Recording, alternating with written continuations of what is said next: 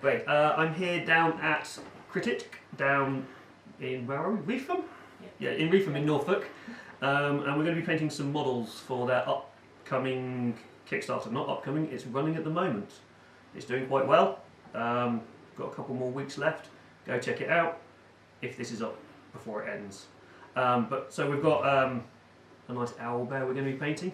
This is not part of the miniature set. This is from Gale Force 9 and Battle Forge. Battle Forge? Yep. The paint set that they've got here. Battlefront, sorry, not Battle Forge. So D&D paint set comes with this brilliant owl bear. I really want to paint this, but Mel's going to paint it today. Mel gets to paint it today. So there we go. And we've got a dude from Baldur's Gate.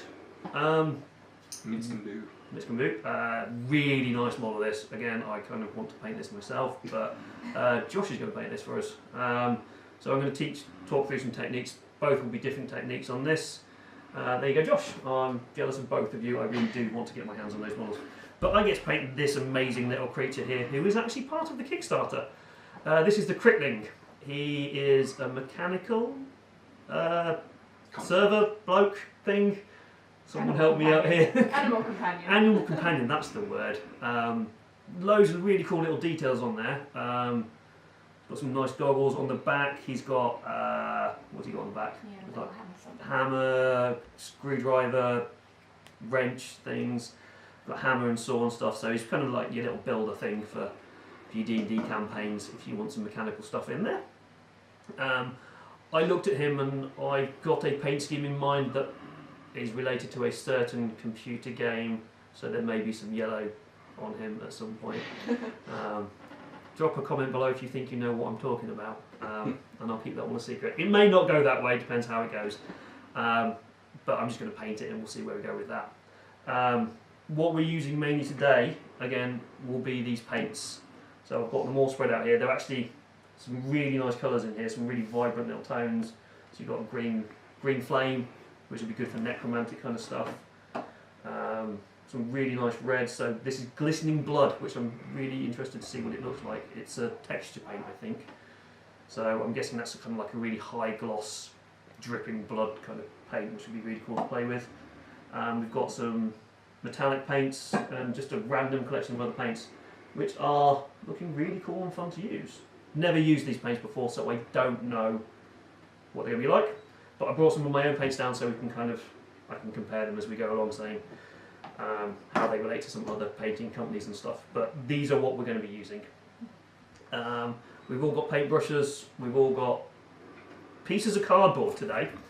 Now, this seems a bit strange coming from someone who runs a painting studio that he's using cardboard. It's not an issue, to be honest. What we've done is we painted a black square on it. I've got a bit of grey on it because of spraying from earlier. This black square can be used for your painting palette. So what we've done is I've got a surface primer and we've just painted the cardboard with this. This is a PVC or UPVC, PVC, I don't remember. Acrylic polyurethane paint, and this seals the cardboard. So cardboard won't soak up any of the paint. At least that's the theory. It has worked before. Hopefully it'll carry on working. But you can use other things like tiles if you've got them. I use a wet palette myself, but that's kind of high level painting stuff. We're not going to go into high level stuff today. So just a bit of cardboard with some polyurethane paint seals the cardboard up, and it's really cheap. You don't have to go out and find things. So, what we're going to start with. What should we start with? We'll start with the inking first. Oh no, what we'll talk about is what I did to undercoat, actually. So, the owlbear and Minskin Boo would both just spray framed painted with a primer, a spray primer, we'll get the word out, a grey. You can use any colour. A lot of people prefer black, grey. I have a grey primer, so they've gone grey. I generally paint with an airbrush, hence the reason I don't have many of these, but whatever. It works just as well. This is cheaper than buying an airbrush. An airbrush is going to set you back 150 quid, so This is going to set you back about 10-15 quid. Go for these, they're cheap. What I've done on mine, he got painted black, just again using the same surface primer. I actually just painted this straight onto the model. And then we did what's called a zenithal highlight.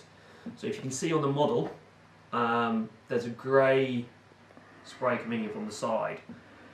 And the reason I do this, and a lot of other professional painters do this, is it creates an automatic highlighting shadow from one side to the other. So if I was going to paint this to a high level and I wanted a light source on the model, maybe from this side, which is where it is on here, we spray with the grey primers just straight from the side down onto it and do a few quick squares to like shh, shh, shh, and then just leave it at that.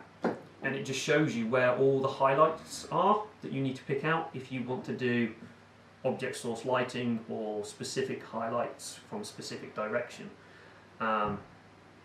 Probably won't get used that much today, but it's just to show you why I did that on, especially on the actual Critit minis that you may have seen some of the whip shots for, where I have that on there. Some of it was used, especially on the bear. The bear I used it quite a lot on, because that was painted a lot with washers.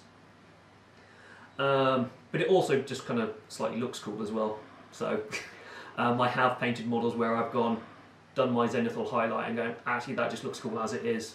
Done a little bit of washing to bring out some bits and then just left it. Because it does kind of look a little bit cool. You can then do something else on top of this. If you like the idea of doing this, you can then just get your washers. We've got some here, and different colour washers, or make up your own washers by watering down your paints quite heavily, and then just wash over the top of it, and then there's no need for any highlighting or any shading at any point, because you've got such thin paint, it just kind of, it creates the natural highlights and shades. We're not going to do that, but I just like the look of it, and it looks cool. And yeah, no, I'm done now. Right, we're going to go home now. I'm done. I like that. No, okay. So we're going to go through a lot of different techniques today, and we're just going to kind of have a bit of a chat and a bit of enjoyment here. So we're not looking to create high standard stuff. These are going to be gaming models. So cool. Let's begin. So lots of different things going to go on here because we've got lots of different things happening. Yeah. What we'll do first is we'll choose the colours that we want to do. So what colour do we want the owlbear? He's going brown. He's going brown. So we've got two here. We've got brown ink. That's a shadow wash, that's not it. And we've got a flesh wash. What I'd suggest you do is maybe put a little bit of each of these on the brown, on the actual cardboard, to see what colour they like, see which one you like. Okay. Just a little drop so you can see what they're like. What do you want to paint first? Or pick out your colours. What do you think we should do first? I like the red cape. Yep. Blue for the rest of the clothing. Got silver for the sword. So, yeah, let's have a look at that. Let's just sit the model. Let's just see what else we've got. And we've also got a box down here as well. So I'm going to steal ideas off this as to what we need to look like. So yeah, there's a lot of silver on this. There's a bit of flesh here and there. So what I would recommend is we'll start with the silver first, the silver bits first, because red is a really difficult colour to paint over.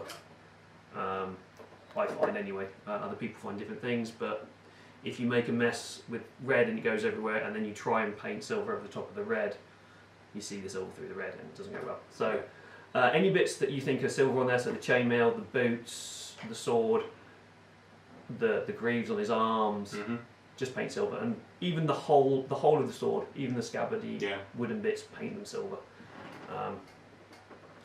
And don't generally worry about being neat. We can tidy things up later. A lot of people instantly go, oh, I need to be really neat straight away. Don't, because that slows things down dramatically. Splodge the paint on, tidy up later. Have you chosen your colour? Yeah, I quite like the flesh wash. The other one's quite dark and grey. Yeah. I would, when I generally paint, brown washes generally are quite dark. So you've got your GW one, which is Agrax Earthshade. Really good, but really dark. So if I'm looking to make a really muddy model, I'd use a brown wash like Agrax, or possibly the brown wash here, which does look It's a really earthy colour. Yeah. So for an owlbear, he's probably going to be a little bit more bright. The flesh wash is probably the better one. So what we do here, I need to choose a colour. What we're going to do? He's going to be rusty, so we're going to start off with some bronze. I think we're going to have a rusty crittling, trying to fix things. So I'm just going to base the entire model bronze. And what we're going to do with the silver, we know what we're going to do with silver, paint all the silver bits. With the owlbear, you're probably going to need a bigger brush. Do we have a bigger? I've got a big brush here, so that's probably better for you. Right. Yeah, that's all right. Because I've got the other one which I messed up earlier. Just coat it in the ink. Yeah. Try not to let the ink pool. Yeah. So a lot of people, when they put on their inks, they coat the entire model and they just literally slather it on. Kind of right in a way, but slather it on one point and then move the ink around. If you let ink pool on a model, it will dry with a line around the edge of it, kind of a waterline kind of thing, and I find them damn near impossible to get rid of unless you want to just kind of repaint the entire model. Add some water to it because it'll help you move the paint around as well. So always add a bit of water to your paints. So what we've got here, the bronze, see how thick these paints are. I just find, metallics are always either quite watery, as this appears to be, or really quite thick. No in between. No in between. Always give paints a really good shake as well, especially when they start exploding on you when you open them, because it means things have not gone right. This is even exploding when it's not open. Right. Let's see what happens here. Alright, so it wasn't mixed very well. Now it's actually coming out. It's actually a relatively thick paint, but for some reason it's just exploded everywhere. So, to say, I'm just going to paint this entire thing bronze, and then we'll see what we'll go from there. So, if there's any questions or anything as we're going along, anything you want to talk about, I'm more than happy, because we're going to be here for a while. So, I know we've had a bit of a chat beforehand, but yeah. So I wet the brush, I then put it into the paint, move the paint around, try and get a nice kind of thick double cream consistency is what I like to call it. People say milk, but I go slightly thicker for a quick model. Milk if you're kind of trying to do highlights and shades and stuff, but here, just do that. All over the brush because it's a base coat, and then just slather it on. Again, don't be too precious. You'll probably need maybe 1 or 2 coats of paint, depending on how well the paint goes on. Sometimes it goes on well, sometimes it doesn't. Paint and enjoy. I'm hoping that a single model like this will take me about an hour to get to a decent tabletop standard. I could probably do it in half an hour if I wanted to, but I wouldn't be happy with that. But all the techniques we're going to talk about today, you can probably use, take your picks, and then add them in and as and where you want to speed up or slow down your painting. So maybe go a bit heavier with the ink if you can. Maybe don't water it down as much. Yeah, and just don't load the brush up completely. Just put loads of it on. With such a large model like that, it is going to take a while. I don't have any larger brushes. We've got the dry brush, but we need to keep that dry for the dry brushing. So what you can see here is me and Mel were being sloppy with our paints, but because Josh has smaller areas to paint, he's not just stabbing it on as bad. So yeah, that was something I was saying earlier actually, and I'm actually doing it a different way. Some people like to paint on the paint if they're doing a base coat once you've done your undercoat, which can allow you to move the paint around nicely and get everything covered, and everyone thinks you should move brushes around like this. But the other way you can do it, if you've got a big fat brush like the dry brush which is drying outside at the moment, stab the paint onto the model. With a big brush it's a lot quicker. So yeah, if I had more dry brushes we'd be doing that, but I don't. So it's a technique I learned actually very recently off a trip to go when I spoke with a guy called Tommy Sewell, who is pretty much my mentor of painting. He told me to stab paint, which was quite funny. Yeah, there's a funny little video of me and him on YouTube, buried somewhere on his YouTube channel. Yeah. Me trying to paint a marine in 15 minutes. The idea was to do it in 10 minutes. Right. I got to just over 15 minutes. And I was quite happy with it. My nice little Smurf. Ultra Smurfs. And Robot Gurdy Man, their boss. Right, this is not going on as quick as I was hoping. Come on. So yeah, it's just base coats, slather it on, don't be neat. And as we're going to go for a rusty, possibly Borderlands-esque paint scheme. You just said I just said it. I was trying to not say the name and trying to think of a way of saying it without saying the name, and I just kind of gave it away. Yeah, we're gonna might put a little bit of claptrap into this, so because he does look like a little bit like claptrap to me. So it's got kind of vibe, doesn't it? yeah, it's the one wheel thing, isn't it? Yeah. I've not played that for ages. I have to crack that game out again. Or run my own D&D-esque campaign based on Borderlands, just to really mess with people. Get Moxie running around. Right.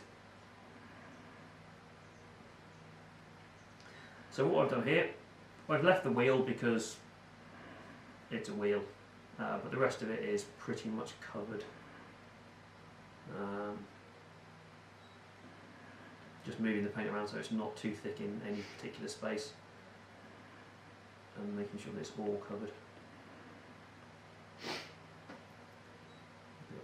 Teeth on the saw. Cool. Right, so I'm done there. How's it coming on with the? Getting there. It's a lot easier now that I haven't watered it down quite so much. Yeah. So if you go onto my Facebook page, Rising Sun Studios, Rising Sun Painting Studios actually. Rising Sun Studios is I think an actual other company. Yeah, don't plug that. No, so mine is, so there's, you look for that symbol, go onto the Facebook page, and you'll see that I'm currently painting a bust, which is an eagle. It's got an eagle on it, and I've done pretty much the same thing that Mel's doing here. I sprayed it grey. I actually washed it with some different washes, which created all the shadows on it, and now I'm going down feathering, which is making me go a bit cross-eyed. But we won't be doing feathering today, so it's something you need very steady hand for, a lot of time for, a lot of time. I spent about, so the last photo on my Facebook page, the feathering on that I did in one session, and that was about 3 hours, and I got the tail feathers and one little bit of the wing done. Christ. So I'm thinking it's going to take me about another 6-7 hours to finish the feathering on the eagle. I'm looking forward to it, but I'm not looking forward to it. It's a beautiful model though. Cool. So you done the silver? Mm-hmm. Cool. Have a quick gander. Let's just show the camera as well. See what we've done. Let's have a quick look. Cool. So yeah, just base coated it silver. That's all we've done. So we're going to do the black wash technique on this if anybody kind of has an inkling of what's going on. So we'll base coat everything and then we'll shade it up with a wash, and then we can leave it like that. We can add a final highlight on it depending on how much time we've got and stuff. And that's a really easy, quick way to get a D&D model done. Undercoat it, base coat all the individual colours, and then wash it. And you get a nice model without actually really doing a lot of work, yeah. Doing a lot of work or learning a lot of techniques. So it's just My kind of painting. Yeah. All we've done here is with a kind of a semi starter brush from this set. It's quite a nice fine brush, that actually. It's not too bad, yeah. Just use this kind of gently to paint it. So I use all sorts of brushes. So there you go.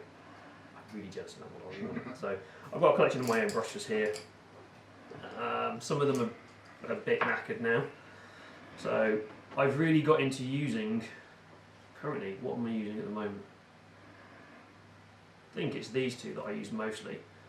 And this is even for detailed work. So these are from an art shop, just a general art shop. Quite a large, probably size 2 brush. And this will I'll even use it on some small models to fill in base coats and things. And then for detail, I'll use this. This is a size 1 brush, so it's actually still quite large. But these two are currently my favourite brushes at the moment. Although this one I might need to replace. If you can see, I don't know if you can see it. I'll just hold up I don't know, my hand. Maybe there's a curl on the edge, on the top of the brush there. This is alright if you're doing base coating. But if I want to do detail with that, I can't anymore. But I'm poor as a student, so I'm probably going to keep it for a while and just use it for base coating. I've never really worked out a way to stop brushes from curling, other than probably being really careful with looking after them, or chopping them off at the end. I've got 2 really fine brushes, really small brushes here, so 000 and a 40. These are for painting eyes on models. I love doing those. It takes forever, but Get brushes this size, yeah, and it makes life so much easier. And if you want to paint like lightning and stuff on a model, so if you're playing maybe doing some chaos space marines, you want to put lightning on them, I'd draw the lightning with this brush and then get this brush one out and fine line it with that. But these are really specifically only very fine detail brushes. They very rarely get used, but they're really nice. And a bit of heresy here. A lot of people might not like this as a comment, but it's kind of, I try to use brushes. This is really knackered, and I left all the good ones at home. Nylon brushes, because a lot of people used to be not very good nylon brushes. I'm talking, well, we just wait for the ink to do stuff, and then we'll dry that in a second. But nylon brushes, there's nothing wrong with them now. So if you're not keen of the idea of using sable, which is small, very cute animal hair, then the nylon brushes are actually pretty good. Some of the synthetic brushes are really quite good brushes. This one is a bit knackered because I've had it for a while and I've not treated it very well. Hence it's splayed and stuff. But I'll use this for dry brushing and things now. But there is nothing wrong with synthetic brushes anymore. The technology is good enough. The only main reason I think this brush is knackered is because I've treated it really badly and left it standing up. What we're going to do, is that wet? he's slightly damp on his legs still. Cool, right, we'll dry him off. And this is the secret technique. Don't use this version of the technique, but use one with a hairdryer. We don't have a hairdryer, we have a heat gun. So I'm going to try and not melt a model here. If you've got a hairdryer, just keep it on a low heat and blow it with that, so it will just dry everything off. We have got the fan as well, so hopefully that will cool it down. Yeah. So I'm not going to do it here. One, because my hand will burn, and two, I'll melt the model. So I'm going to do it from quite a distance, but it's just a quick way to dry the model. Today's quite nice and warm and sunny, so it's not so much of a problem. But with inks, drying them is really useful, because you can, on a cold winter night, you can be sat around for a couple of hours waiting for something to happen. There's a spot in there which the hand's in the way. Now my hand's getting really warm. At least that might be an indication of Yeah, maybe you can end up with the base on there. 'Cause it's getting too hot. I'm going to try and straighten the base out as we're doing it.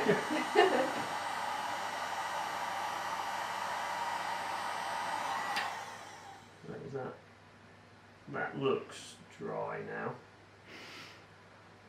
Okay. Yeah, I think his top and back were pretty dry. It was just under his Yeah, it was just under his hand, which was right. Cool. Owlbear. Whoever came up with the concept of an owlbear is a genius, absolute genius. It's just perfect D&D. Like, what if we stick this with this? Awesome. Yeah, it's just like it kind of occasionally makes me want to be a biologist and just get like 2 random creatures, see if we can splurge them together. Yes, geneticize them with their genetic glue. If anybody gets that reference, you know kind of where my sensibilities lie. Right, what are we going to do next?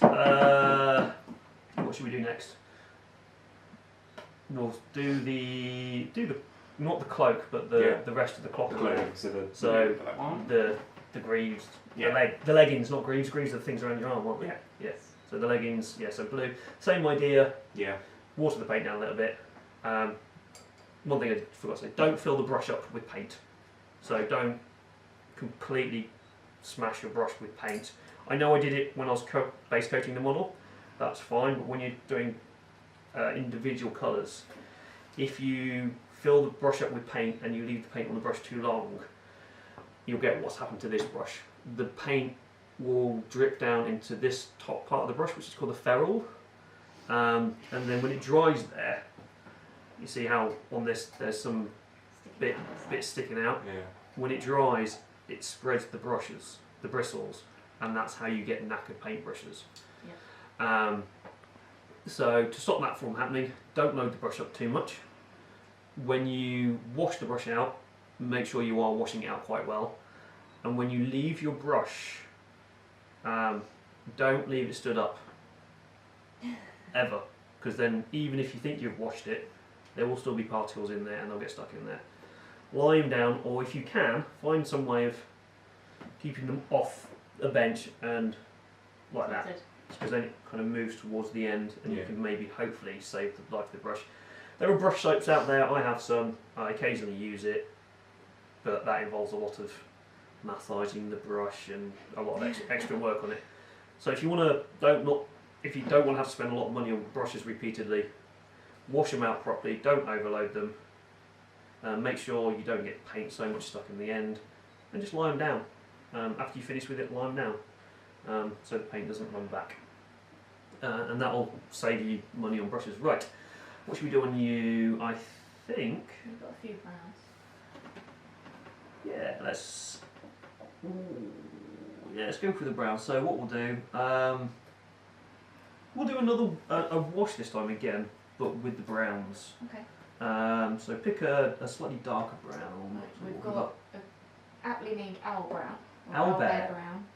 Or we've got a minotaur hide. I've got cobalt red here, which is kind of a maroon colour. Bugbear brown. I've got a bugbear brown. Ooh. So we've got a couple of different browns here. That's a nice brown. That can be used maybe for a dry, those two can be used for a dry brush. Later. I would say actually, honestly, owlbear brown. To make a wash with your own paints, lots of water. Yep. Because we've got a nice base there on that, you can test it on the base. Okay. So I'm going to wash this guy. Yeah, so maybe 1 or 2 drops of that. 1, 2, yeah. And then maybe twice as much water. Okay. You want it so kind of the same consistency that you had with the the wash itself as well. Yeah. Same brush? Same brush because you're doing the whole model, so right. I'm going to that's going to get stuck on the lid there. That's actually quite a nice paint. The consistency of that's quite nice once it stops exploding over me. I'm going to leave it here so it doesn't leak on this nice table that we've got. So, as we're going metal for the moment, what I'm going to do is I'm going to do a wash on this. And I'm going to try that brown wash wherever that went. Is That it? one, yeah. No, that's Oh, flesh, no, the it's actual that brown one. one. Cool. So we can see what all these are like. Metals, if I'm looking for a rusty metal, I will use brown washers rather than black washers. Because we're not looking to shade it, we're looking to make it dirty and old. What's that? Consistency wise, That'll be fine. Yeah. It will start to dry because it's warm in here. Yeah. Just add more water. If it starts to actually paint over the model, get water on the brush and just move it around on the actual model itself. These are really nice little sized pots compared to some of the other ones as well. So, if you're not going to be doing much painting and you don't want to kind of invest in loads of paints of loads of massive sizes, I've got paints in here that I barely used, but I've used once. So these are a little bit better sized bottles for that if you're not willing to commit to one paint for one model.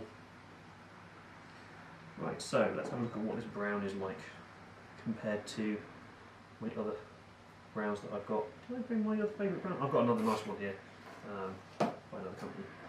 It's a bit shiny though sometimes, so. Now I'm going to do the heinous thing and not water this down. I'll get shouted at by loads of people. So any people who actually paint out there, I'm sorry, I don't always water down my paints. Although having said that, that's quite thick. So what's that like?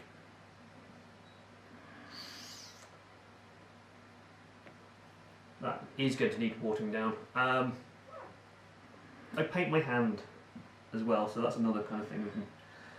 Not many people do this. People use tissue paper and stuff like that. You'll see some of the top painters do it, but not many.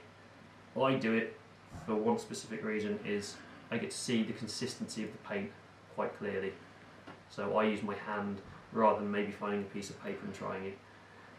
Especially with inks, because you have crevices in your hand, you've got lines in your hand, so if you want to know how well an ink is going to perform, find a bit where you've got some wrinkles in your hand, paint your hand, and then you'll see how the ink is sitting. It also allows you to twist the brush and keep a point on the brush as well sometimes, or offload some of the extra paint that you might have on your actual brush, which can again be done with kitchen paper. So I don't think I've got enough ink here, so where's it gone?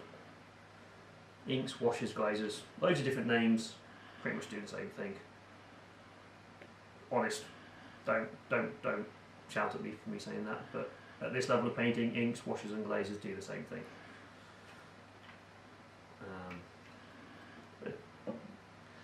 Are you two in a campaign at the moment? I'm in 3. 3? At the moment. Wow! Yeah, I kind of. That's I only dedication. recently got into it because of a couple of friends, and my brother really wanted to start DMing. So he kind of helped get me into it, and I started on 1 and ended up in currently 3, starting another one on Monday. So I'll then be in 4. Keeping track of the characters is fun, especially when a couple of them are custom built characters. Oh! You're not DMing any of them, are you? No, that's no, alright. No, I've been told I have to do a one-shot for one of them, which I'm starting to learn because I've never had to learn or DM before. Yeah. So I'm trying to write a one-shot for it as well. But yeah, I ended up in 4, which is fun. That's dedication. Yeah. I don't regret a second of it because it's so much fun. I'll ask you that question in a couple of months' time. Again, so whether you regret the decision or not, as you turn up to the wrong session with the wrong character. I tend to just take all of them to everything, and then it doesn't Can't go wrong matter that which way. one I get to. I know I've got everything I need. Yeah. Especially when 2 of them have companions, and one of them, my DM has been really, really friendly to me and given me a child that I have to look after. As a squad, he decided as my paladin, I've got a paladin character, he decided to be nice and give me a squire who stands in front of me and holds my shield for me, so I can use my bastard sword 2-handed and still get my shield bonus. But I've got a And 12. there's also a sacrificial pawn? Yeah, I've got a 12-year-old child to try not to kill in my game, which is terrifying. As a paladin, you are technically meant to be quite lawfully good, aren't Yeah. you? So, yeah, you probably do need to protect the child. Yes. Oh, I've taken enough damage there, but I've got another thing here I can throw in front of me first. Have a child instead. Do not advocate this in any form of D&D. Look after your servants. They are good and helpful. Yeah, he's holding my shield, so I get my +2 shield bonus Exactly. without having to actually hold a shield. I'm quite happy with that. Yeah. What about yourself, Josh? I'm currently playing one, starting another one on Monday. Are we allowed to talk about what's happening on Monday? Okay, we begin giving the nod there, so we talk about what's happening on Monday. Will I get the superpower hairdryer out? That's one way of putting it. Yeah, we're going to be doing Skulls and Shackles, aren't we? Yes. Starting that.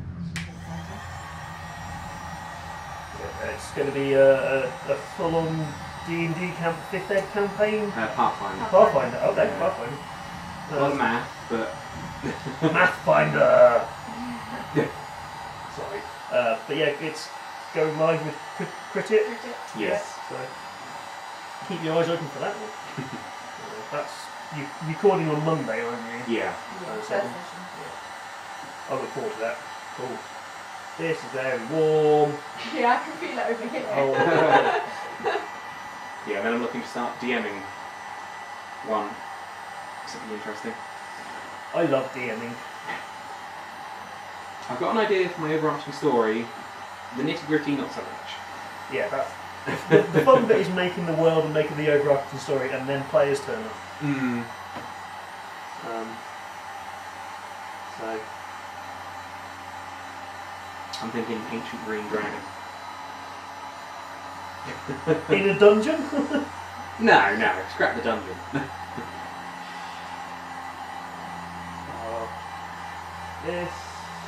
It's full of drawing. That's actually quite a nice brown ink. It's not as dark as the GW version. It's got a nice consistency and it's sat well on the model. And it's not left that really horrible dull thing that occasionally happens with some inks, or really shiny that happens with some inks as well. So a lot of inks and a lot of paints they have. That was my hand, not the model. They have silicates in them, which are the things. It's a chemical that stops the paint from being so shiny, which is why you shake things to make sure that all the pigments mixed in with the liquid and stuff. And on the washers, it makes sure that the silicate is mixed in. Because if you don't shake your washers, the silicate doesn't mix, and you end up with a really, really shiny, almost satin-esque look on the washers. Whereas if you look into like shiny metals and stuff, that's fine, it's fine. But if you're doing that on an owlbear, you don't really want a shiny owlbear. He might not be very happy with you. And as I'm doing going for a kind of a rusty look on this guy, I don't want him to be shiny. So it smells better than a hairdryer, at least. It smells less like burning metal. Right, is he dry? I'll do your trade if he is. Okay. I'll do your trade even if he is. Yeah, there you go. You can paint him now. I get the owlbear, yay! Yeah, that's cool. Is he... One thing... Under the wing. Cut. So, Had to get more paint. yeah. Yeah, move your models around when you paint. Always look in different angles, and they're 3D, it's not like drawing or painting on a piece of paper. They're 3D objects. So the idea is you can talk to artists and they'll give you ideas about how to paint. But then we've been given a sign that I think we're running out of battery. No? Okay, but yeah, 3D, move it around, stuff, cool. Okay, welcome back. bit of a copy break there. So we're talking about 3D painting over 2D painting. So artists, we use the same technique as normal painters. So Zenithal will be a grisaille technique for a normal artist, as they call it. They do washes and things, but with painting models it's 3D, so you're not looking at a flat surface, so you do need to move it around. It'll constantly be moving in my hands when I'm painting, looking to make sure that I've hit the right places. So I don't know if we can zoom in maybe a little bit here. Where can we see it? So on the back of this dude, he's got a little strap which is holding in all the equipment. A lot of people will just paint on top of the strap and then not realise that it looks slightly odd because there's an actual underside to it, and it's small little details like picking things out like that that take it from a quick paint job to still can be sort of relatively quick, but it gives it that extra bit of depth. Yeah. Whereas if I just leave that and just paint the top of that piece of cloth brown and then paint the equipment underneath it, there's this slight weird break in transition in the model. It's fine if you're looking at getting something on the table really quickly and you're not looking for detail and stuff, but if you want to go that extra step, look to fill out excuse me, all little parts of the model. It will add an extra 10-15 minutes onto painting a model, but it will give it that extra little bit of pop and clearness on the board, and not looking like a painted piece of plastic. Yeah. Especially with things like white and grey base coats, you will see things like that coming through. Whereas black, yeah, you can get away with it being shade, but white and grey, you kind of do need to add in that little extra bit. Otherwise, you suddenly see this random bit of grey on the wall. It's like, what? Cool. So what we're all going to do next? We're going to do some dry brushing over here. Yeah. Flesh or cape, really? I'll say do the flesh, and then try not to get any red on the cape. Not on the cape, because we want the cape red. Try not to get any red on the flesh, because flesh colours are quite thin pigments. Things like yellow and red and white, if you're painting over dark colours, millions of layers. So yeah, especially flesh as well. Flesh is it's one of my banes. I don't like flesh very much. So, but yeah, I'll go. Robot, you're fine. Yeah, that's why I chose the robot. So paint the flesh on that. We seem to know what we're doing over here, so that's good. Right, dry brushing. This is a common technique that everybody uses and everyone gets wrong. So we're going to learn how to do this properly, and I'm actually going to use this brush that I've just been handed, just to possibly show you. It might work with this, it might not, but we've got the right dry brush over here. The big one because we've got the big model. Dry brushing, the secret to this is take more paint off the brush than you think you need to. So what I'm actually going to do, I'm going to do a bit of dry brushing on this actually straight away before I go in and turning into a bit more claptrap. So I'm going to use it on silver. I'm going to do some silver. This is quite bright silver, so it might look a bit weird, but we'll show you how to do it. This one, if that helps. Is that a darker silver? That's a mithril. Yeah, that's much better. Which is weird because mithril should be a lot shinier than silver dragon. Actually, no. I'd have said probably the same. Yeah. But mithril, I'm used to seeing a really bright one, so I take. You've got the bugbear minotaur one, or No, we don't want that you don't one. want the red. So, do you want to go straight to an extreme highlight, or do you want to do a couple of? I might do a little, yeah. So I'd do those two. Yeah. So that one and then maybe that one. Yeah. So this it's not a technique I use very often, dry brushing, because I like to build up my layers of detail. But if I'm doing an army and I need to do things quickly, it is a technique I'll use. Again, it's a paint as well. It's a paint technique that actually ends up using quite a lot of paint, weirdly, and it's something where we will need this and we will need our board a lot with. So This is where I use my hand I use my hand as well. So get a brush which you don't mind knackering up. If you look at this, woo! Oh no, I've just ruined it. Just ruined it. Good job we've got a hairdryer down here. Let's see if this dries it. But yeah, this is quite a knackered brush. I've had this for years. It's brilliant. I love it as a dry brushing brush. Let's see if this dries it.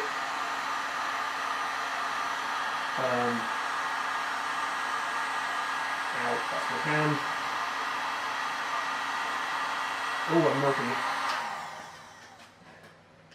I'm melting it. Ooh, yeah, that's dry. That's melted. But I might have just knackered it completely. Oh, the smell of burning hair. Is that going to work? This might work. I might have just broken one of my favourite brushes. This is why we don't use heat guns. We use hairdryers. It's dry, but it's a bit crispy on the end now. So yeah, that should still work, even though I've just shortened it by quite a bit by melting it. If it doesn't work, we've got some other brushes here. So load the brush up. Don't put any water on the paint brush. Make sure your brush is very, very, very, very dry, and don't drop it in your water while you're doing it. And this is one of the few times where I will load the brush up, because it doesn't matter if your brush gets knackered. So quite a lot of paint on it, and then we take all that paint off. So on your board or on here on a piece of cloth, just brush it off. And to test it, it's always good to have a board, but you need to be able to take it, and I'll show you. So most people will stop here with dry brushing. They'll stop it so it looks like that, and they're actually getting texture when they do stuff. Go further, take more paint off, because you want very little paint on the brush. So I think I'm about there. Probably going to be really hard to see on the camera, but I've just dry brushed this bit, and you can slowly see some of the lines in the cardboard. So there's not very much paint on there. This allows you to get if you're looking something, especially like the owlbear, where you want a transition between colours, this is kind of the level that you need to go with. If you're looking not to get a transition and just to kind of get edges, leave more paint on the brush. I'm hoping that brush is going to be alright after I've just knackered it. That is my fault. But yeah, then we just kind of get the brush. I generally hold it halfway down so it gets you a bigger stroke, and then you just kind of flick it over the model. I'm a bit worried that I'm going to try and not snap this on the base. You probably won't see it on the first go over. But trust me, it's building it up, and just go over the edges a few times with it. So I'm just kind of trying to find a point where you'll actually see it. There we go, you'll actually see it here. Cool. I'm hoping the camera will pick this up, because it's quite subtle. I'm having to hold the model quite steadily because I'm a little bit worried about the wheel and snapping the wheel, so I apologise for hiding the model, but it is just doing that on the model. Notice how I've not put any more paint on yet on my brush. With the owlbear being larger, probably need more paint, but so it is very subtle at this stage at the moment, very, very subtle. And if you want to get a smooth highlight up with dry brushing, be very subtle and take off all that paint, and then do another layer, and then another layer, and layer up. If you don't want to be subtle and you just want to kind of get it done, then just kind of take a little bit off like that, so no more, and then you can go over it and it'll come out a lot, it'll pop a lot more. So Depends on speed. Depends on how quickly you want to do it. As we're looking at speed at the moment, I'm going to stop doing all the thin ones and just do it a bit more. I've got here what's called Mythal Silver. It's kind of a base silver, not quite as dark as a gunmetal silver that a lot of people use. This is actually a really nice silver colour. I'm kind of pleased with this. It's that mid-tone silver that I've always been looking for. You've either got really, really bright silvers or gunmetal silvers, and this actually just seems like quite a nice in-between one. And the consistency of these paints is really nice. The inks were a little bit thick for my taste, but for beginners who want to kind of just get painting and you don't kind of know how to water paints down properly and stuff, they're really good because they sit on the model, whereas a lot of thinner washes will cool and just wash off the models. They're actually, I don't know what they've gone, but the consistency in them, it allows the ink to sit on the model quite nicely. So there we go. This is just going to be a bit of a random highlight because we're looking for a rusty effect on him, so I'm not being neat with my dry brushing now. And just supporting on weak joints, support, because you are kind of stabbing the model. Support it. Right. Singing to myself quite regularly when I paint as well. Make stupid noises.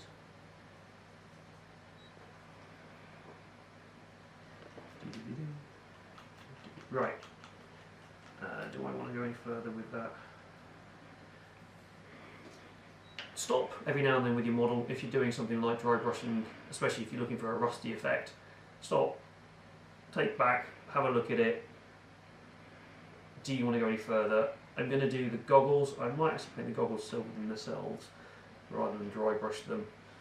But at the moment I'm kind of okay with that because we're going to add some extra colours into it to make him look a bit more claptrappy like in a bit. He's got a slightly Wally-esque face as well. Wally! Oh, somebody else said he looked like Johnny Five. Waves alive! Oh, that was a great movie.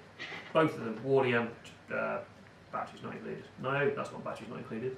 Short Circuit. No, that's the one. That's the one. Batteries Not Included, that's me showing my age a little bit there. Really good movie, really sad, but really good. Right, so I'm done with my dry brushing. If you notice, I've not gone over the entire model. There are bits which are still kind of left bronzy. There are bits which do have more silver on it. You'll notice a smudge of yellow, but that's because I was testing something earlier. See if it would work. It will do. So, and then we've now.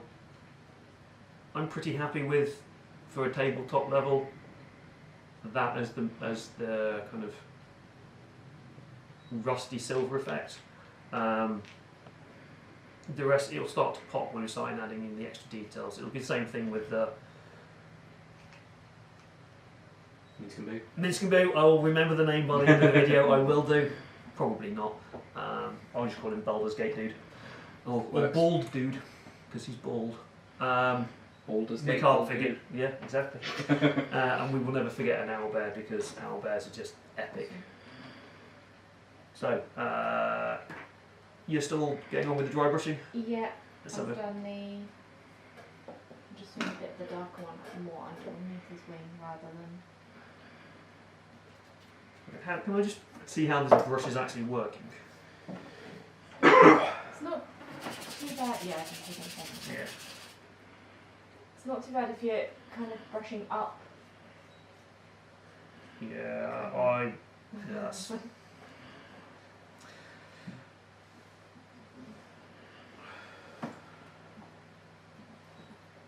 What happened is the ends of the bristles have actually formed clumps and melted, so we're not getting.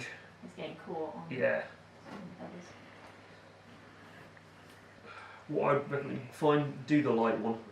The dark is not working so well. That one. That one I've already done. You've done that one? Yeah, which you can kind of see on, especially on the wings. There's like around the bottom of the wing. Yeah. This needs, I think it needs an extreme, because it's actually quite a light brown that we've got on there, so I think it needs an extreme one. So, what I'm actually going to, can I see, have you got brown or anything over there? No, we've got it's the bugbear. Bugbear. Let's have a look at that. That's what I just kind of started on, but it looks...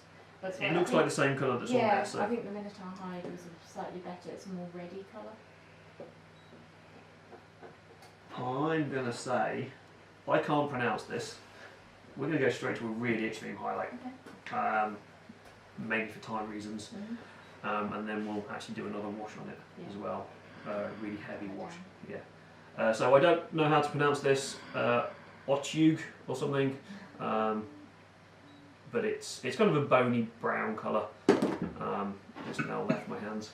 But I find that colours like this are probably one of my favourite colours because they're so versatile.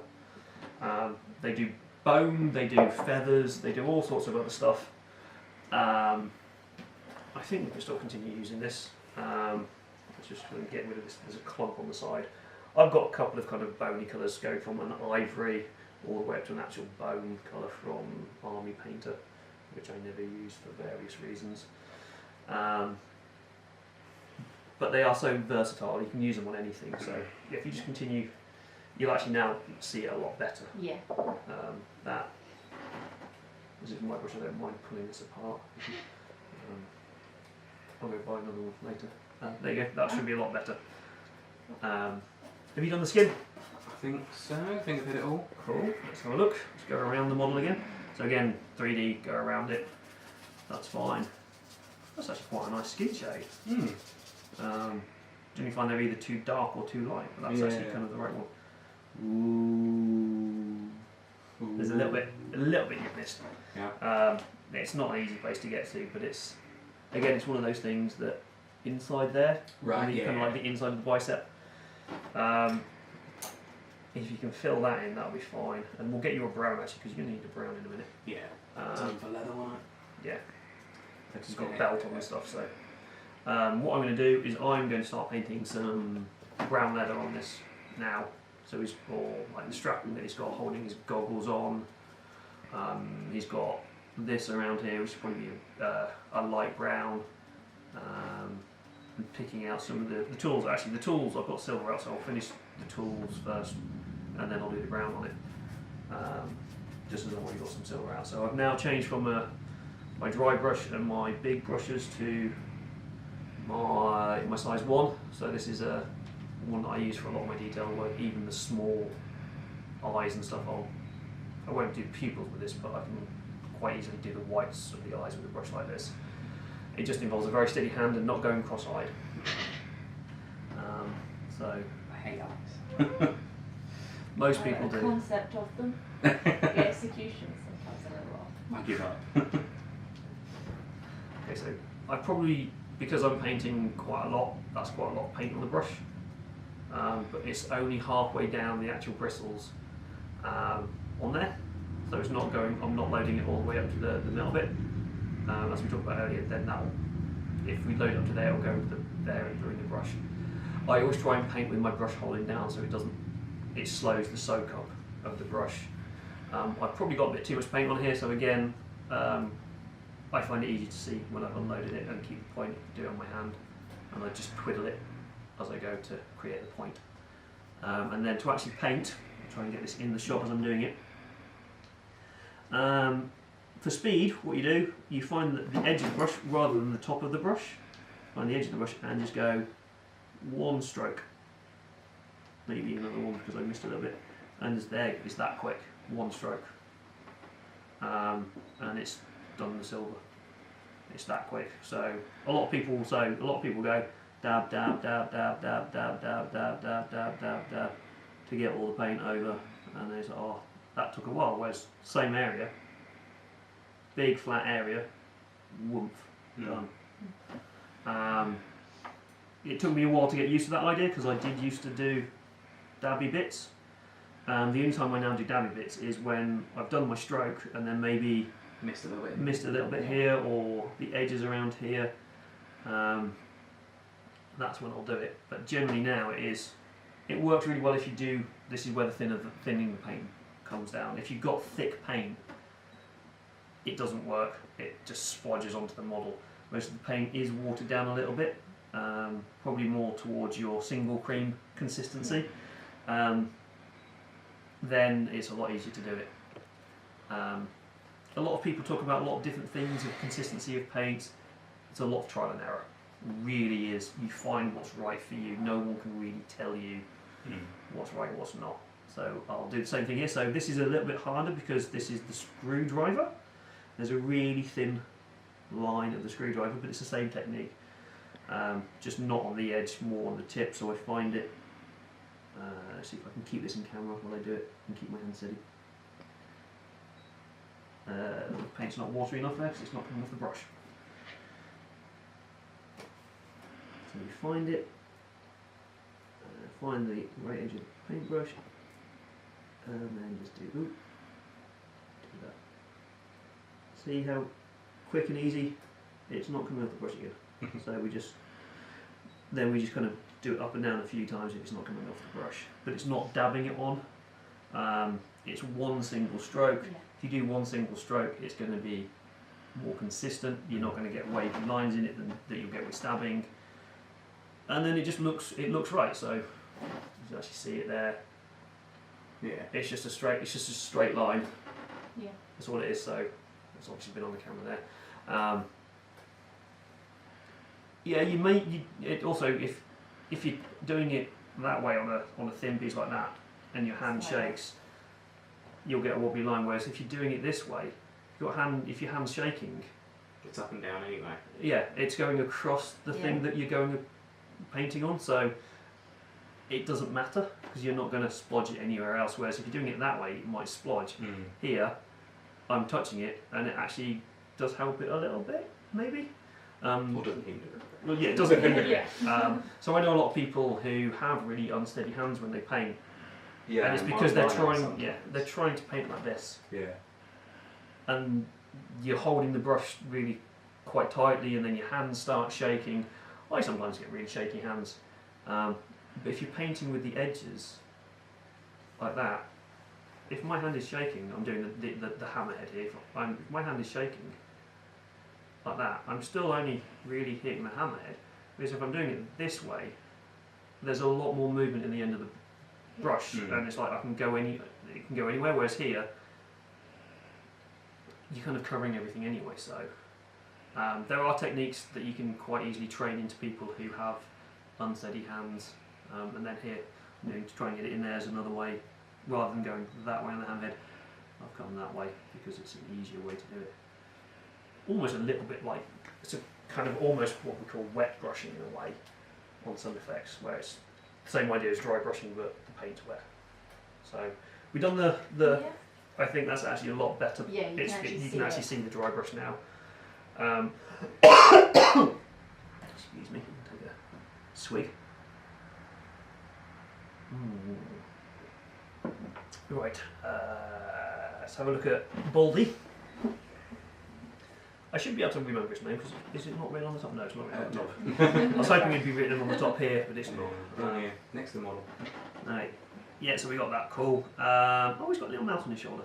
Yeah, hamster. That's Oh, cool. hamster. We'll take extra special care with it. Yeah. Okay. We'll do the brown because he's got his cloak on, and underneath it there's a brown bit under the cloak. Yeah. Now, this is the reason we're going to do the brown here rather than the red and then the brown is because if you want to paint the red and then the brown, you have to be more accurate with the brown. Right. So, just quickly show you what I mean. So you can see he's got like a little column thing underneath that. If you paint that, you can just kind of go like that over the model and then just neat put the it red up. on top of it. There's not so much. Yeah. And so there's the same thing with Space Marine guns. Paint them all silver and then paint the black on top of the silver, because you then don't need to pick out the little details and stuff. So think about the way layers of paint go on. So I don't know if you'll be able to pick this up on the camera or not. He's wearing a cloak, and underneath the cloak, he's got this like collar thing on it. And so rather than try to be really, really neat with the collar at the final stage, if we paint that first, and then we can just kind of go bleh all over the cloak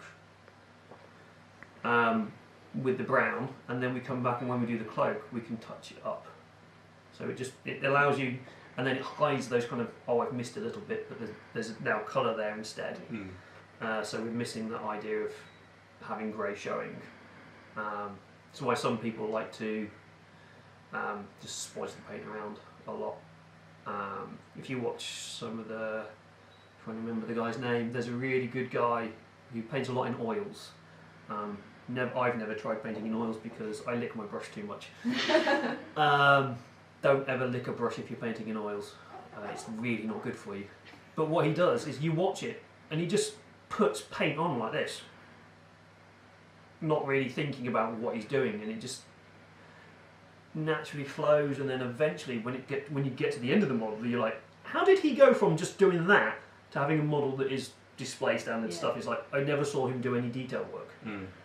But it takes him 3 or 4 hours to do it, and he's using oils, and it's all a bit weird, but it just proves that you don't have to be neat. And you can always fix things at a later stage. Yeah. So, owlbear time. So, do the brown. Brown. Yeah, what brown? Which brown do you want?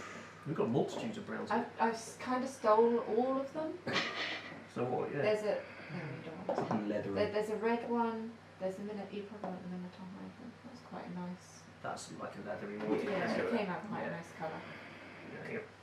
Yeah, these paints, I'm actually really loving the colours of them. They're good mix. there's a really good mix there. There's really bright ones. Yeah. So you've got a nice, like, oh, if I'm going to paint some blue, and I want a shade, so I've got my mid-tone, I've got my shade, and I've got my highlight. There you go. Oh, and I've got another one as well.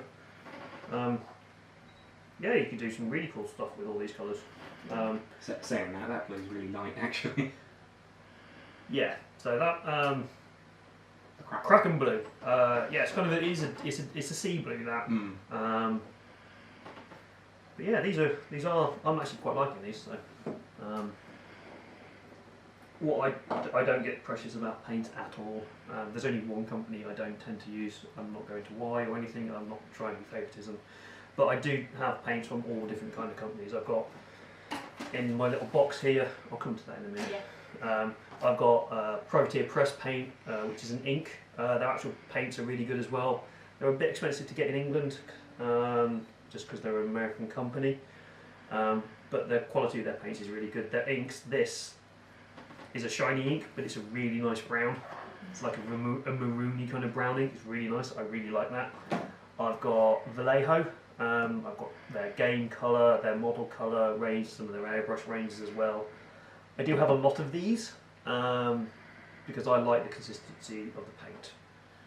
Companies do different consistencies of paint, and I like those ones. I've got my other one is scale 75. I've got. It's a bit of a shock when the first time I use these because they don't pierce the top of their bottles. So I opened it up, going, it's not coming out. Squeezed it, and then the top flew off, and I covered my painting desk. And that's me not reading the leaflet. Yeah. But they have a really nice colour range. They've got this is their fantasy range. If you buy the sets that they do, they come with instructions of how to paint that style. So I bought the non-metallic metal paints. Yeah. I love painting non-metallic metals, and it showed me different ways to do it. And it gives you the specific paints that you need to do that. And then again, I've got Games Workshop stuff. I love Games Workshop inks and shades. I think they are probably some of the best on the market, but that's my personal opinion. I've got some of their silver and golds because they've got a nice range of them, and they're quite a good consistency as well. The good thing about Games Workshop is they label them base, layer, highlight, textures, Amazing. which is really, really nice. Whereas here, I was like, I know there's a texture paint in here. I one. didn't know which one it was. The only reason I'm guessing it was the blood one. it was the blood one, which is not actually.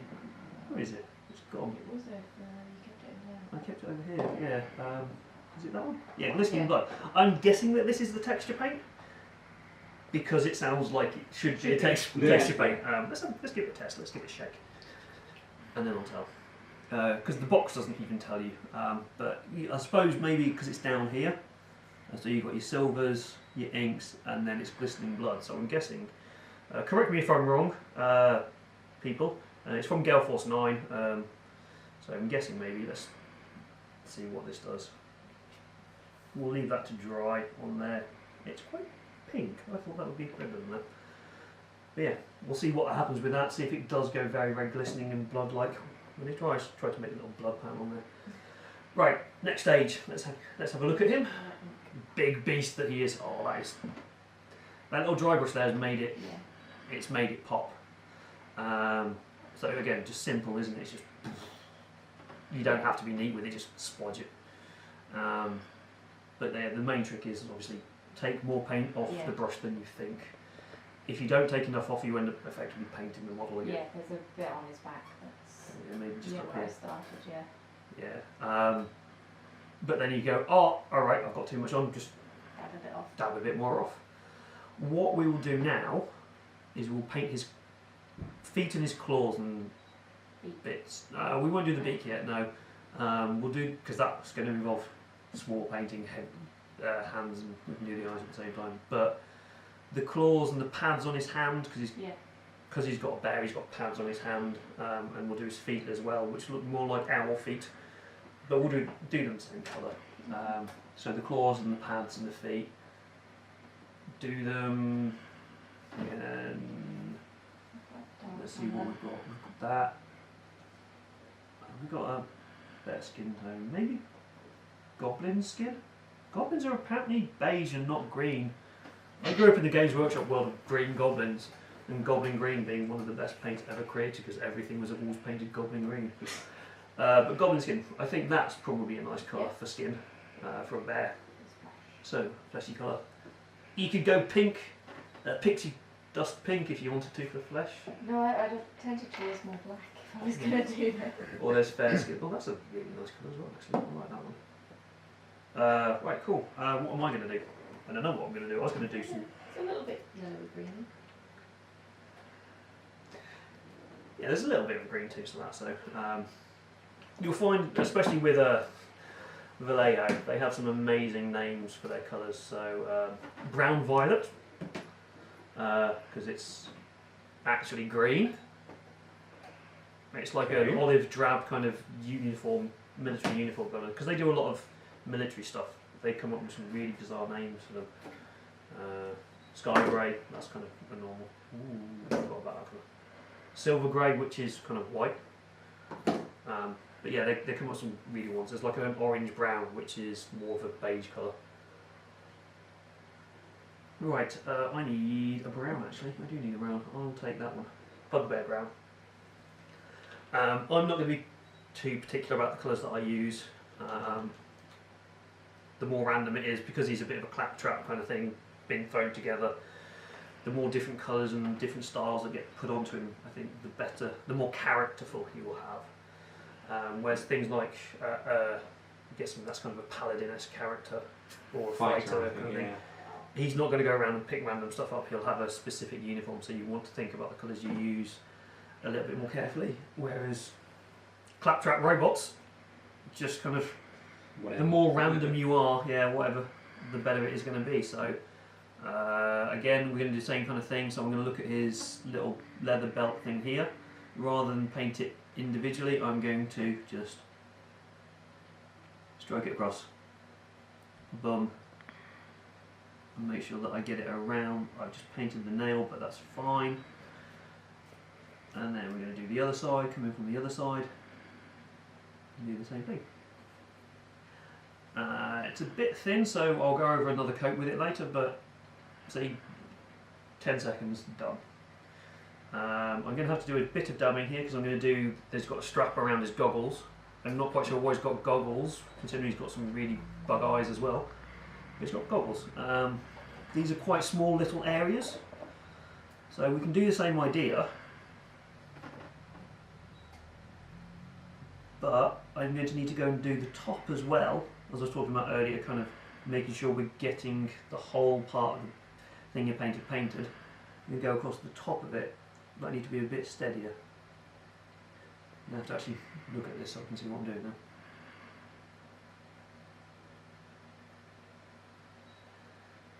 Right, so I'll just finish this off and then I'll kind of show you again what I've done.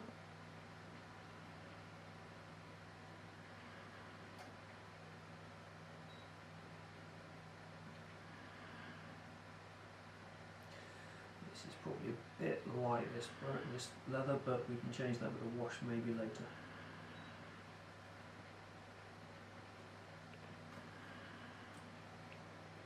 It's a little bit thick.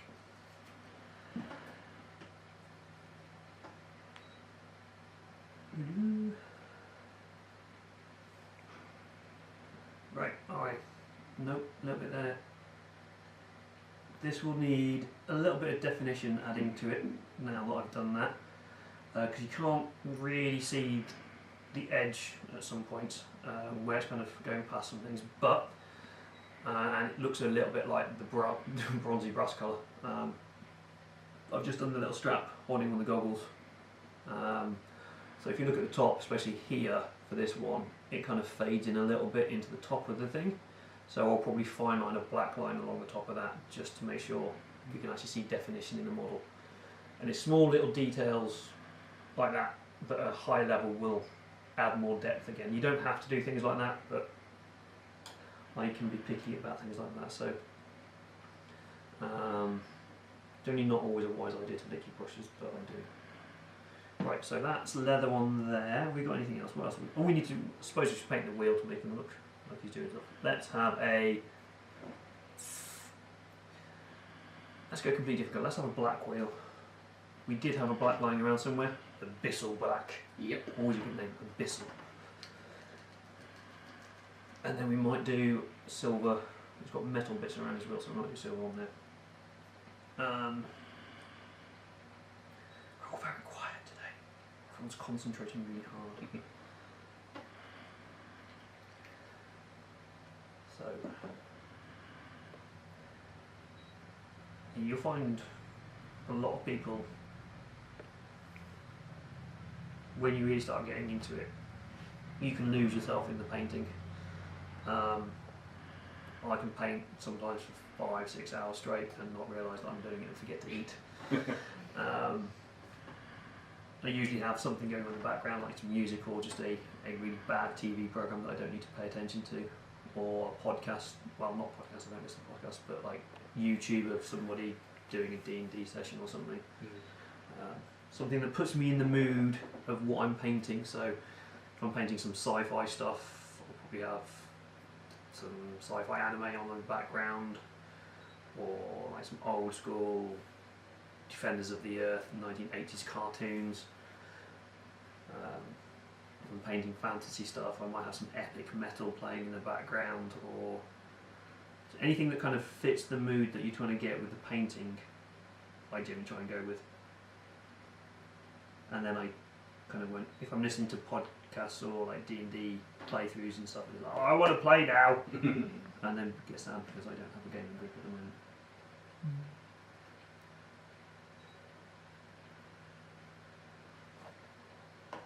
So this wheel is a bit fiddly, so I'm not kind of doing the same technique. I'm having to do a bit of stabby stuff here because it's a bit fiddly getting into the actual wheel itself. So as I say, you can stab the paint in, which on this wheel, where there's some indents in it, if you stab in, it gets into it nice and easy, rather than just trying to work it around with the brush. It will get covered. There we go, black wheel. And what I'm going to do now, I've got the black out, I'm going to start fine lining, edging some things and making some bits a bit clearer. So if we look, don't know how well it's going to come up, but on the front of him there are some lines running down the body, and then there's ones coming across. I'm just going to run a black paint into those lines just to make it seem like the panelling's there and stuff. I try and always do as much with one colour once I've got it out, rather than having to come back with it. But I will probably come back to black at some point because black's the most useful colour out there.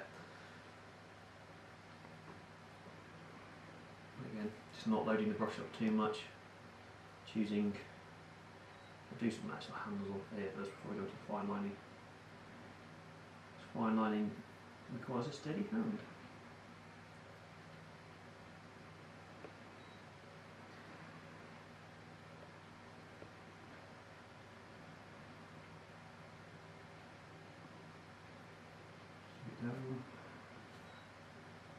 Straight down there. Filling the bits on the side. Yoink. Bits on the side there. Oh, I need to come back on silver now. Right, okay, fine lining. This brush is good enough to fine line with. Most people will try and go for a smaller brush, but this one's actually pretty good because it's a really high quality brush. Pro Art Proline, it says on the side of it. I just go to a local art store and pick them up. You can go to hobby shops, you can get them from hobby shops, but any art supply store, get your brushes from. There are some really expensive ones out there. A lot of the pro painters used to swear by Winsor & Newton Series 7, but they've kind of gone a bit off the rail at the moment for some reason. But there's Broken Toad, there's one which I forget the name of, which just came out from England, was on Kickstarter. Artiste, I think it's called, I can't remember. They're white brushes, but Broken Toad are quite good. But you're looking at about £7–8 a brush, and they can go up to £14 a brush. I'm not that rich or that precious about my brushes. I find a £4 brush is just good enough. Even some of the £2–3 brushes can work.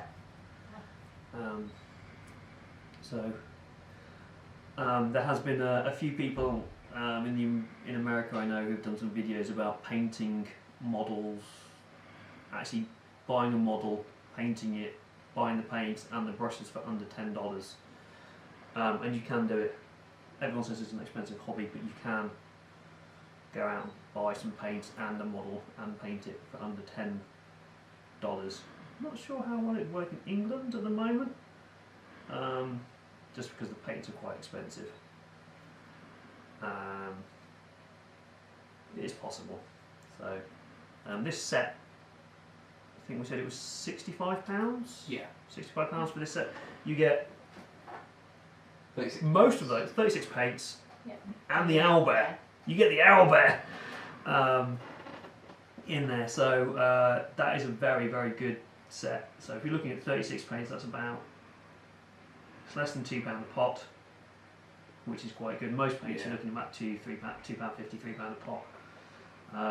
And from what I'm using so far, I'm actually quite enjoying them. They're quite nice paints. So I know Gale Force 9 do some really good scenic stuff. They do a lot of good scenery basing materials and things, and they do some good modelling materials. So it's nice to see that they've got some nice paints out there as well. So this is kind of working. Kinda. Trying to get into these little gaps here and actually make the paint visible.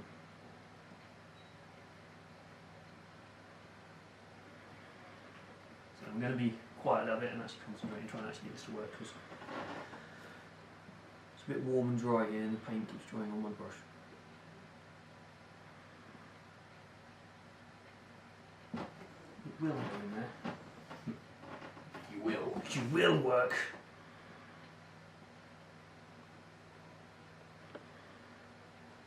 So what characters are you guys playing then on this new Monday campaign? Mine is a cat folk swashbuckler. Gwar. No, that's a farmer, isn't it? I know we're in Norfolk. Yes. There are like pirates and things on the Norfolk coast, or there were, like there's pirate codes and stuff. But Her name is Raven Stormfall. swashbuckling, swinging over the riggings and Yeah. pistols at dawn, or no, just so dual wielding swords. No, you should multicast gunslinger. I did debate it at one point. Do it. You can get guns with swords. Yeah. Pretty sure you can get guns with swords in A Pathfinder. panache and grip points for that, they would be phenomenal. Gun swords, they're the best. You stab someone and then shoot them just to make sure they are Exactly. dead. Yeah. Or shoot them and then And then stab them. because Yeah. then you're far enough away to actually shoot them. Yeah. And I am a war priest wielding 2 shields. So war priests get scaling damage Yeah. based on their favourite weapon. My favourite weapon is shield. So dual wielding shields, that will scale with level. Cool. So lots of bashing. Yes. You are the wall, Yeah. and you're going to stay behind I'm the gonna- wall and stab from behind stab the wall. with the pointy end, yeah. Yeah. Oh, what was it? Who was I talking this with? You just reminded me about this. We were talking about the Game of Thrones RPG, and then just cried slightly thinking about the scope of how it would have to be, because you'd have to have Yeah. at least 7 different groups in 7 different parts of the world, all trying to complete their own separate goals, Yeah. and then have to randomly meet at some point. But every 2 months, the entire group would change because they would all be dead. Yeah. Yeah. So Sounds about right for Game of Thrones. yeah. So we quickly gave up on that idea, but it was a fun idea for about 30 seconds. And then kind of having to do a lot of politics as well. So right, I am kind of just fine lining a lot of edges and stuff here just to make things pop a little bit. So, have you done the brown? I have. Did Bill on his shoulder? Oh yeah, that's fine. Yeah, that's fine. At the minute, but do The only thing I something would have said on that is you were quite, especially on the upper bit here. Mm-hmm. So what I'll do, can I have the brown? I'll just show you what I would have done. Mm-hmm. It's fine the way that you've done it. As I say, you've been neat with it. Yeah. The trick is not to be neat at this stage. So get the same colour out. Put it on there. Do-do-do.